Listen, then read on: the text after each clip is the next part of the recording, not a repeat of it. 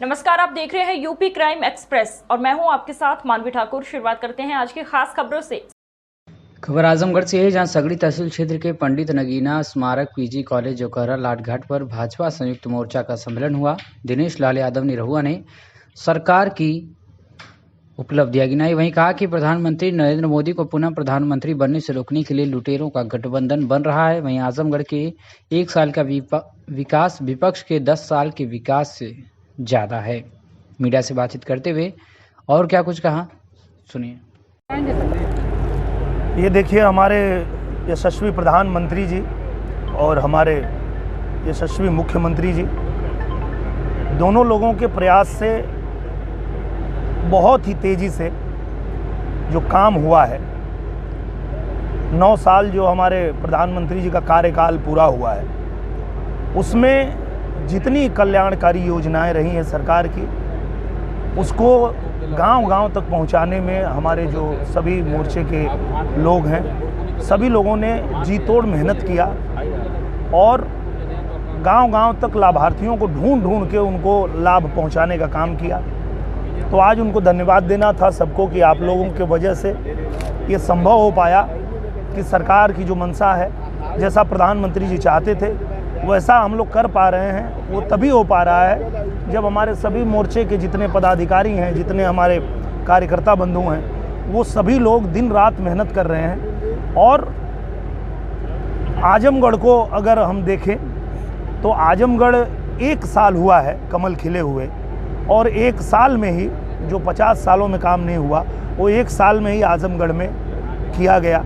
ये भी भारतीय जनता पार्टी की देन है। तो निश्चित रूप से उसे हम लोग गांव-गांव तक पहुंचाएं, लोगों को भी ये बताएं, क्योंकि आने वाला जो चुनाव है 2024 में हमारे प्रधानमंत्री जी 400 सांसदों के साथ प्रचंड बहुमत से जब फिर से प्रधानमंत्री की शपथ लें तो आजमगढ़ भी कंधे से कंधा मिला के खड़ा रहे।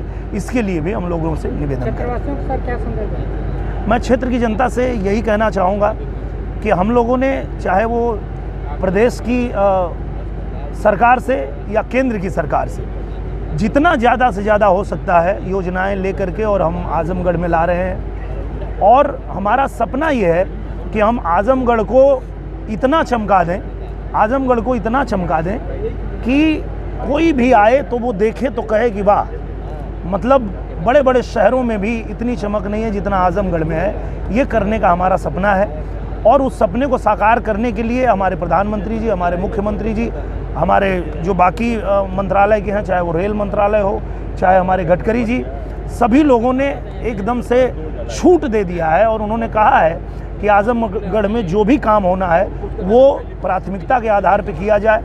और आप देखिए कि जो रेलवे की मांग थी कि आजमगढ़ को बनारस और गोरखपुर से सीधे जोड़ा जाए, वो रेलवे भी पास हो गई है। उसके अलावा जितनी सड़कें आपने देखा है कि बहुत समय से ऐसे खराब पड़ी थी, जो बन ही नहीं पा रही थी, वो भी पूजनी महाराज जी से हमने निवेदन करके और उसको पास करा लिया। आपका जो रौना पार वाला मार्ग है वो भी बनने जा रहा है। एक रासेपुर तितरा का मार्ग था जो 50 साल से वैसे ही पड़ा हुआ था, कोई पूछने वाला नहीं था, उसको भी हम लोगों ने पास करवा लिया, वो भी बन रहा है।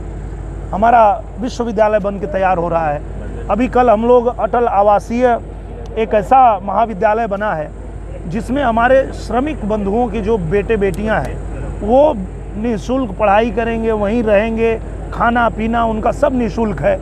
इतना भव्य आजमगढ़ में बना है, वो भी हम लोग कल देख के आए हैं। 11 तारीख से है उसका, बच्चे उसमें एडमिशन के लिए परीक्षा देंगे।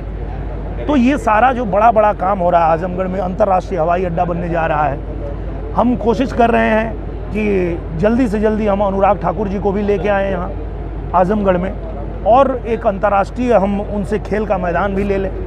तो जो जो हो सकता है वो सब हम लोग प्रयास कर रहे हैं और हमारा एक ही सपना है कि आजमगढ़ में वो सारी सुख सुविधाएं आ जाए जो एक विकसित